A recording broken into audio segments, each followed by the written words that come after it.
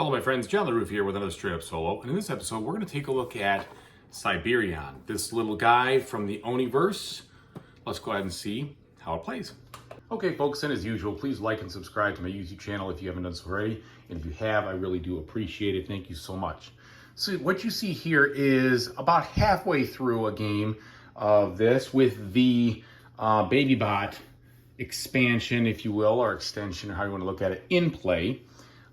Because I found the base game actually pretty straightforward. I wanted to add a little bit more, so I added a little bit more after a win in the base game. Here we are. I've already used my special token right here, the support token, so this is spent over here, and I have two failsafe tokens because when you set up with the BabyBot, you get a second failsafe token. Now, what are you doing in this game? The whole point of this game is to repair all of these machines, and you repair them by discarding specific types of machines or specific sizes of machines depending on the situation.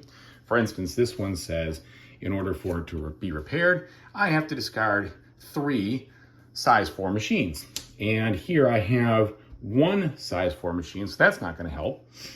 This one says I have to discard 2 of these types of machines. Well, I have that, so that's good, etc. So there's different conditions of what you're doing.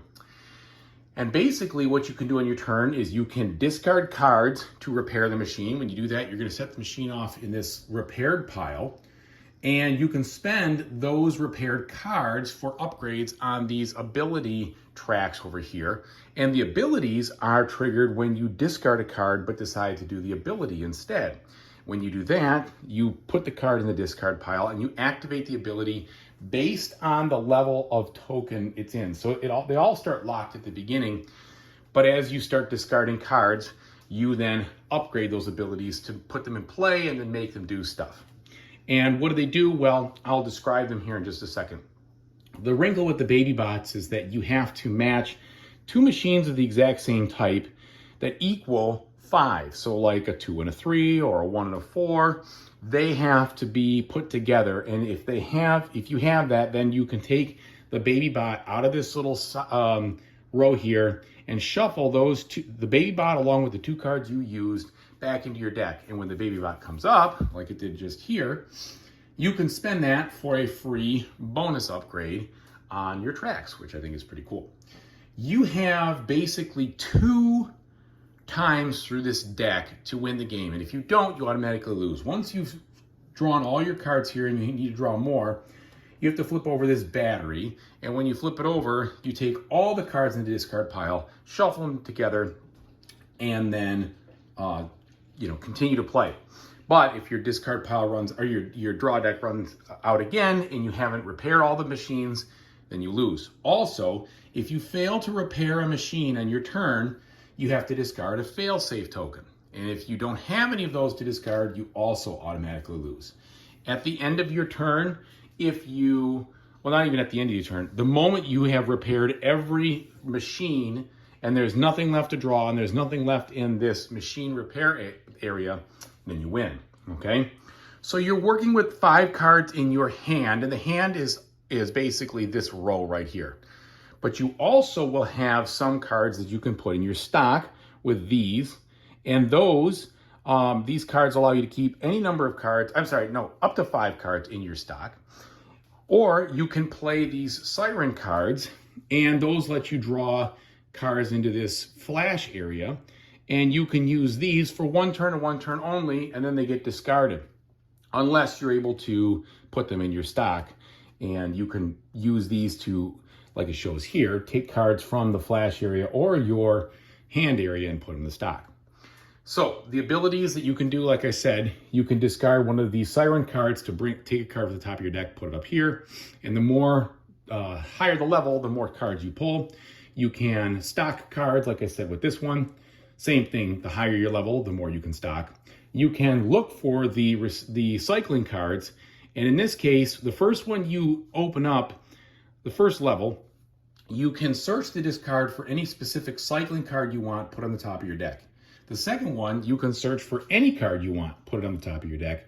The third, you can search for any cycling card and put it in your hand. And the fourth is you can put, well, I guess you say the fifth, but this final ability is that you can put it out here in your area.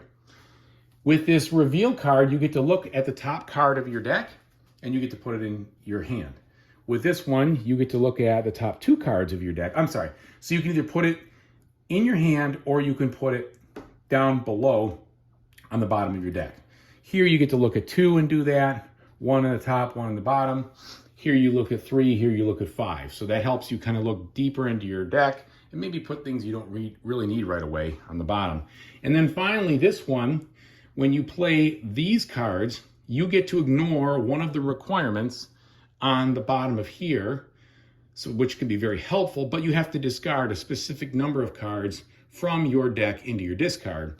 And so it can be pretty costly to do that unless you've upgraded. But sometimes desperate times call for desperate measures. You don't want to lose the game. Finally, anytime you upgrade something all the way to this side over here, you will gain an extra failsafe token, which can extend your game. So let's just take a couple turns here and I'll show you kind of how it works. So I have basically, I'm about halfway through the game, maybe a little less than that. I've got a lot of cards still that need to be dealt with here, but I have dealt with most of the level 1 cards already. We're into the level 2 stack.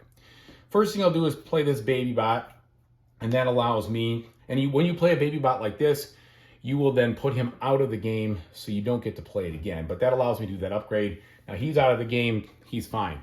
Also, another losing condition when you're playing with baby bots, if there's any in this track here, not out of the game or not in your deck, you lose the game if you finish and you haven't gotten them all out of here. Okay, so we've done that. Now let's look for other conditions that we could use. Well, we have this card right here. So I can discard both of these, and then that will repair this robot. And if I hadn't done that, I would have been kind of in trouble. I would have had to pay out one of those fail safes, and that wouldn't have been good. All right, then if I wanted, I could cycle a specific card to see about putting it up here, but I don't really want to do that at this moment. So I think I'm done with my turn. So then I refresh my hand, going back up to 5, and then I add another card here, and we begin the next round.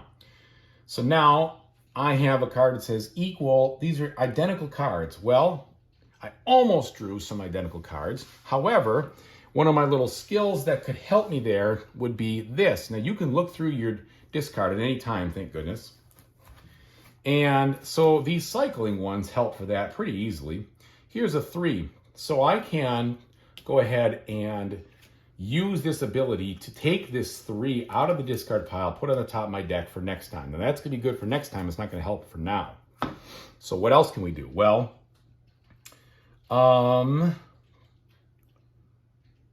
not so much. The other thing I guess I could do would be to play one of these. Oh, all right. So that wouldn't be the way to go. I should do that in a different order. All right. So let's do this. Let's back this up just a smidge.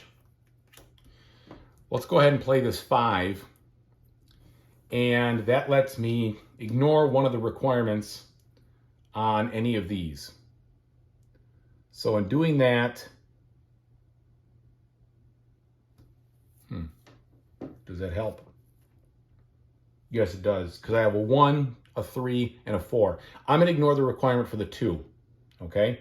So that means with the 1, the 3, and the 4, I can satisfy this card and do it. Now I have to discard 4 cards from my discard, or my hand, or my draw deck, pardon me. 1, 2, 3, and 4. So that is punitive, but at least I didn't lose one of my fail-safe tokens, right? Now I have 2 cards in here. I could spend the 2 to upgrade one of these things, and I think I will. I'm going to spend the 2 to upgrade this so that I can draw 2 cards into this area, and maybe that'll help. And when you spend those, you kind of set them aside because you can't use them again. All right, so let's redraw my hand here and put another one of these in play. This says all the machine sizes have to be greater than or equal to 12. Well, let's see here. That's probably not going to happen unless I use, no, it won't happen, period. I have a 1, and a 2. I think I'm going to, I could set myself up like I tried to last time. And I might be just in trouble. Because I don't have, well, all right, I'm not in trouble yet. Let's go ahead and do the cycle. So I get to look at the top card of my deck. So we're going to discard this. Oops, sorry for bumping the camera. Look at the top card of my deck and see if I want to play it out here or in there. Well, it's a 2, so I'm definitely going to play it out here, but that doesn't really fix my issue, does it? Because now I've got a 1, 2, and a 3. I got a couple of 2s. So I guess I'll do that again. Spend this one, top card of the deck. It's a 4. All right. Well, still not exactly seeing how that's going to work for me. So I might be in trouble. All right, so this is what I'm going to do. I'm going to look through this discard pile. I'm going to set myself up for next time, so at least I don't have to hit the same thing again. I'm going to pull this 1 out of here, put on the top of my deck by using this card. Then, because I can't fulfill anything, I have to discard one of these fail-safes. It's out of the game. I can't get it again. So that's out. All right, so now I draw the one I need. At least it sets me up for this turn. These two are identical. I can accomplish this. So I will go ahead and do just that. I'll accomplish that. All right, and then do I have anything else going on? Nope, if I didn't before, I don't now. So here we go, a couple more cards. Now, less than or equal to 6. Well, I may be in good shape for that. In fact, I am in good shape for that. But I can't forget about these guys, although nothing adds up for those.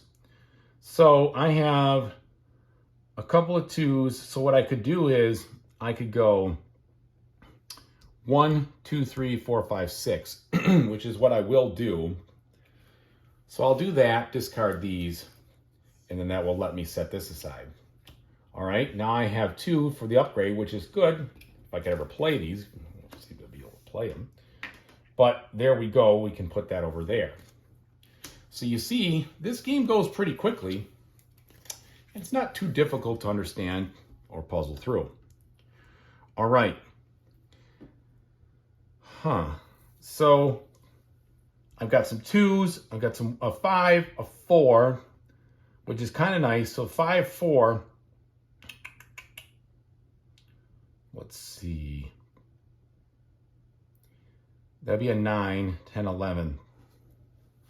Now, pretty sure I saw in the rule book that if you use this card for a card like this, it would allow you to sort of substitute like it's a 6. I'm not going to dig in there now, but I'm pretty sure that was in there.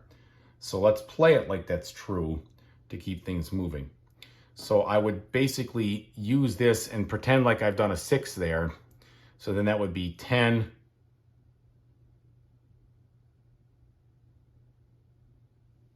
Let's do that. So that way I am utilizing these cards, and I played this one as the other. To do this, then I got to discard 1, 2, 3, and 4. So my hand is exhausted. That means it's time to flip the battery, and I will take all of these and shuffle them up for one final push through the deck. And if I don't win and I don't retrieve those 4 limbots, or 4 baby bots, by the time I get through this, then I lose the game. So I think you can get a good feel for the way this game works. It's a hand management game with kind of a open-faced hand, so to speak. And that's what you're doing. All right, let me tell you what I think about it. So I have played most every one of the games in the Oniverse, except for the second one, whichever that was like one that started with a U, but I never played that. And I haven't played Nautilian either, but I've played every other one and owned every other one at some point. And I will say that where I put this one is probably near the top. And the reason I say so is because this one seems to be the easiest to grasp and the one that's the most fun without having any tedious mechanisms.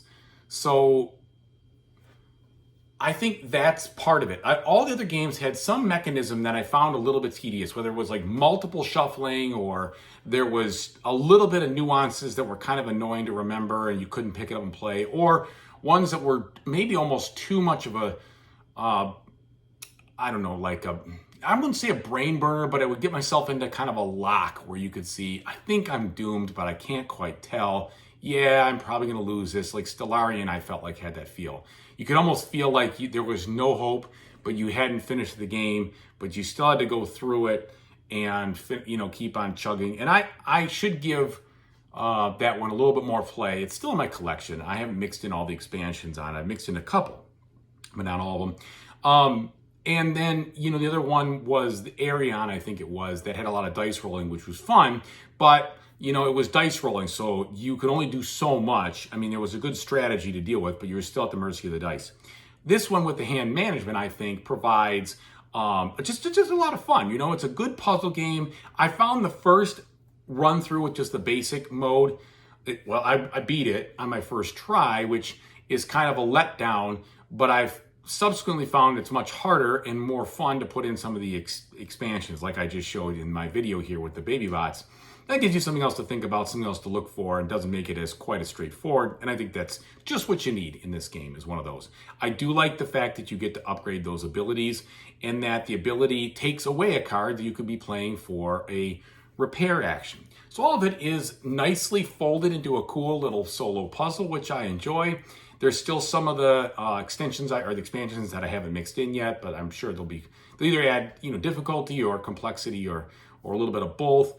But it's a good package. I think if you are looking for a good, solid solo game and you like hand management games, this is a good one for you.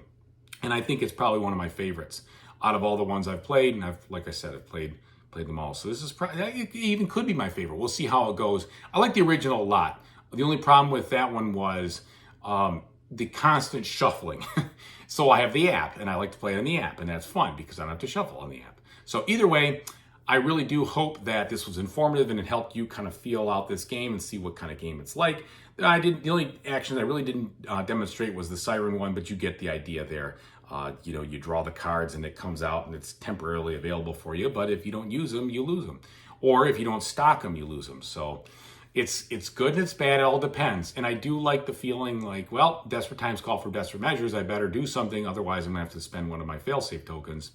And that's my only one or two, depending on the situation. So either way, thank you so much for watching. I really appreciate it. And whatever you decide to play in the future, that I really hope you have a fantastic time doing it. Take it easy, everybody.